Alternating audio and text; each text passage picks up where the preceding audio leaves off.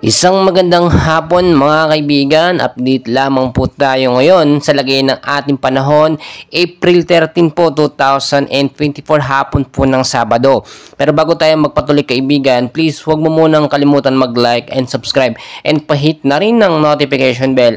Maraming salamat po. Mga kaibigan, meron pa rin tayong hypnosis ngayon galing sa Pag-asa at patuloy natin minomonitor ito.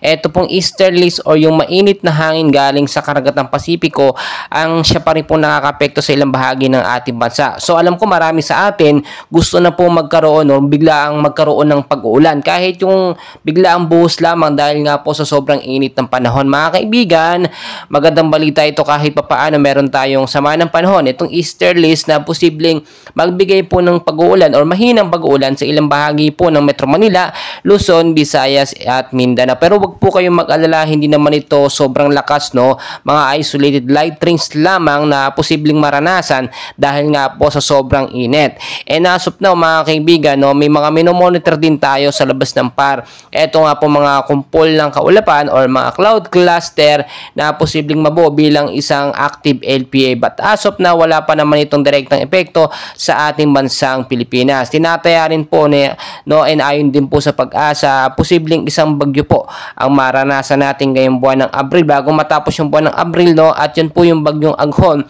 na hinihintay po natin at binabantayan kung kailan po ang pagdating. Ganun po kasi minsan kapag yung kauna-unahang bagyo sa taon, yun po yung sinasabi natin na extreme or malakas po na bagyo. But as of na wala pa naman pong pagkapahiwatig or kahit mga active LPA hindi po nagtutuloy. Kahit sobra pong init mga kaibigan sa hapon at umaga at tanghali, no, maging handa pa rin tayo. Always magdala ng payong at sombrero dahil ang heat index po natin ay pumapalo na po from 33 to 35 degrees Celsius. Yung pinaka mahina po, no, or yung pinaka hindi masyadong mainit ay nasa 26 degree naman po mga kaibigan.